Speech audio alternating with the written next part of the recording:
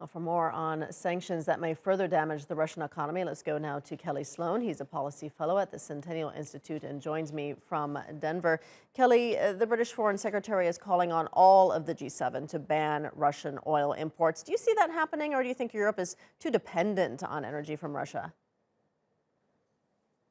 Right now, I think Europe is a little too dependent on Russia. Of course, the United States enacted their own ban on Russian imports. But to put that in perspective, Russian oil only accounts for about 1% of American oil imports, about 3% of American oil consumption, and about 5% of our Russian exports. So those aren't insignificant numbers, but they're easily replaceable for the United States with new sources, and for Russia for new markets. And I think Russia's going to be looking at Europe and courting Europe for those new markets. So the question really is the United States or Canada or somebody else in the world in a position where they can meet that energy demand for Europe and replace energy from elsewhere in the world and replace the Russian energy?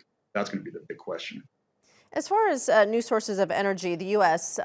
Is turning to Venezuela to try to offset the likely fallout that will probably hit Americans really hard at the gas pump. Do you think that that's a risky move? And do you think it'll be enough to cover America's needs? Well, I think it is a risky move. You'll remember back in 2019, of course, the previous administration added some sanctions uh, on Venezuela because of the brutality of that regime, and they replaced that oil, that was that heavy oil, they replaced it with Russian oil. So now we're in the United States is kind of in this position of which devil do we deal with?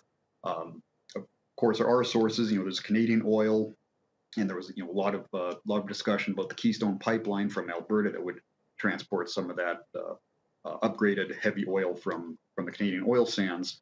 Of course, that was kiboshed. So there's some questions about whether that would be able to help meet American demand. And of course, keep in mind, the United States is the world's largest oil and gas producer, and the United States is also one of the largest oil exporters in the world.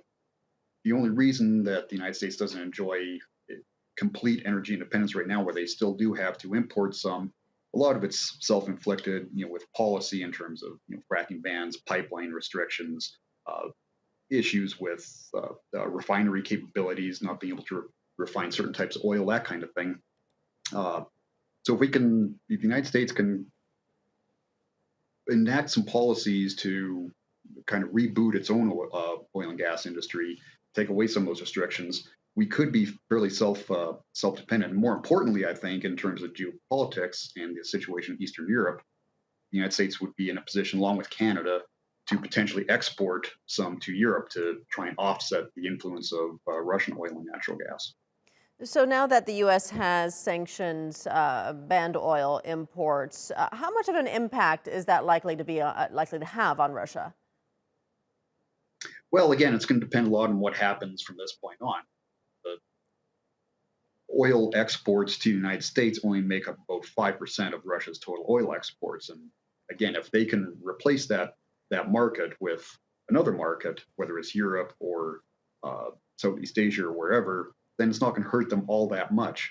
If, however, the United States, Canada, some other nations in the world can increase their production, increase their export capacity, none of this can happen overnight. But if they can do that to sort of displace the influence of Russian oil and take away some of those markets, take away the opportunity of some of those markets, that's going to have a much larger impact than just the American Okay. embargo on its own. All right, we'll leave it there. Kelly Sloan joining us from Denver. Thank you.